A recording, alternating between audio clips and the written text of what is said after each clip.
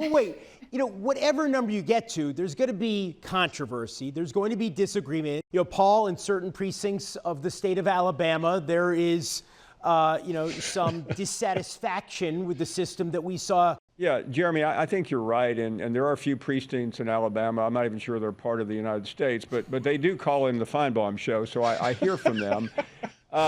And I mean, their complaints really went on deaf ears. I agreed with them in principle, but it was hard even for somebody who has swam in the waters of Alabama football most of my career to be really outraged. And the calling card was that their program had just lost 24-3 to a really mediocre Oklahoma team. So I think because of that, we didn't get a lot of outrage like Florida State a year ago when the Attorney General was filing lawsuits or at least threatening lawsuits, and all kinds of bodily harm was being thrown around by a bunch of angry people, and then including seceding, terrible word to use in the South, from the ACC.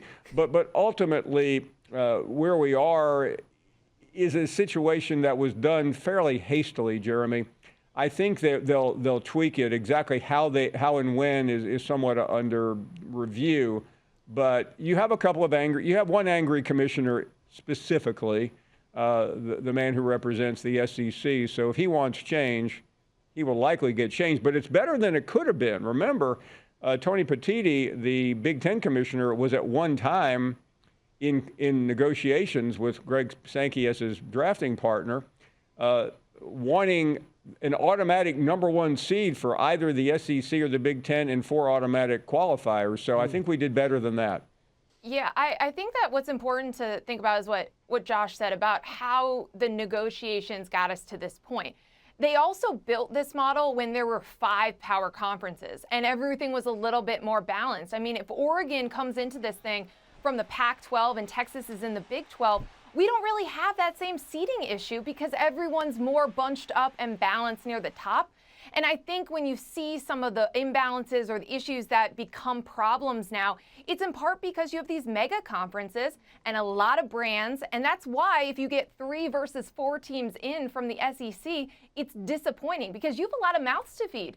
You have a lot of programs that expect to be in the college football playoff year in and year out. And Paul, to your point, I think that's why you had that conversation, which could come up again, about multiple auto bids, because you want that access point when your conference is 16, 17, 18 teams wide. And so I think that led to a lot of the issues, and the imbalanced schedules within the same conference led to some of those problems too. Some of the conversation that started to sneak in towards the end of the year, we had Lane Kiffin be vocal about what the value proposition was of playing in the conference championship game. We had Oregon win their conference title game and seemingly get a tougher draw than the loser. And I don't think that you can talk about that without talking about what we're talking about here. Because while the typical fan, myself included, may look and say, however big the field is, let's just seed it and come what may, 16, 12, whatever. I'm not sure that people who are responsible for running conferences, especially the Big Ten and the SEC, look at it the same way. I think they look at future expansion or maybe realignment of the format and say, how can we crystallize our conference races into this thing? And the way you do it is what we're talking about. I may not like the format personally, but if you guarantee me, the SEC, or guarantee me, the Big Ten, a certain number of chairs at the table, well, then I know I've got the spots. Then I can decide to go about formatting my conference race however I want to, but I've maximized the importance of that conference race, and I've maintained the value of the inventory for my media partner, and I've done away with the foolishness of any of my coaches saying, I'm not sure that I want to race for this conference championship anymore. It should be difficult to get in. You know, it's interesting with the Alabama fan base because a lot of teams seem to be operating on this idea of, well, it's okay that we have a loss. It's okay that we have 2 losses. And then it became, well, it'll probably be okay that we have 3 losses. It's not okay. And I don't care what your schedule is. I don't care what conference you play in. It has to be difficult to get into the postseason. And that's where I worry about way expanding all this. And when it comes to seeding, I cover college baseball. And every single year we pull out that stat. The number 1 national seed hasn't won the national championship since Miami in the 1990s. It just, having that seed doesn't guarantee anything. You still have to take care of your business. But I think it still needs to be difficult to get in. It's why I came around on a 4-team college football playoff when in the beginning I hated it because it felt too exclusive. But then I kind of dug the fact that it was difficult to get in. So it still needs to. It was really interesting. We talk about people not understanding how the seeding was going to work or how the schedule was going to work or that we're going to play football till January the 20th.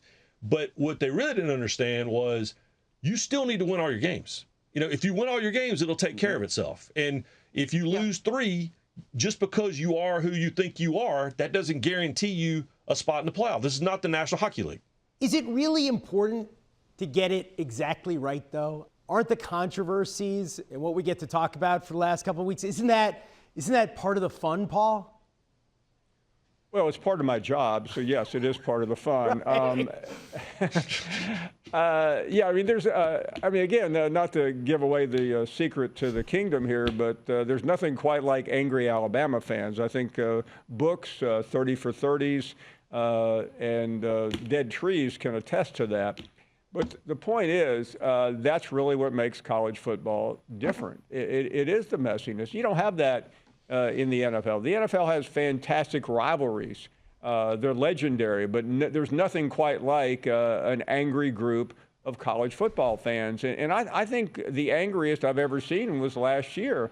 Florida State took it to a different level with all the literally insane complaints and threats that were made. I almost felt like we were watching the political world for a moment. But this year, it was tame. I mean, if you were really a decent Alabama fan that was true to yourself, you knew you didn't belong in the playoff. You just didn't like the fact that schools like SMU got in, and Arizona State and Boise State, and especially Clemson, schools that you really think in your heart of heart you're better than.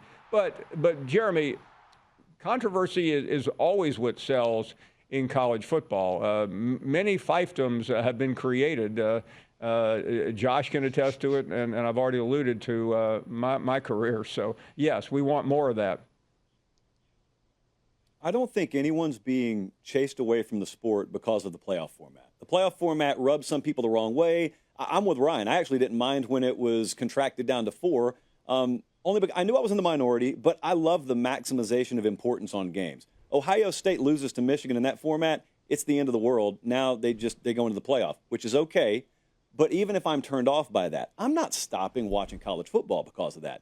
There may be other elements in the room, Jeremy. There may be things like the way the portal is structured now, or the way NIL works, and just the overall different feel, the way the adhesive used to connect you to the sport. Maybe part of that adhesive is deteriorating a little bit, but I don't think it's the format of the postseason that would dare chase anyone away. There could be 15 other elephants in the room. I don't think it's the postseason, though. I would also argue that the sky is still falling in Columbus, by the way. I mean, this is part of what makes college football great, is you could still have a spot in a meaningful postseason game, and still rivalry games are like life and death, right? And it just defines every single waking moment for you for the rest of the year. And I think you have great rivalries in the NFL, but it is not the same as when it's a school that you grew up going to games, or you literally spent 4 years of tuition to attend that school. It just feels a little bit different.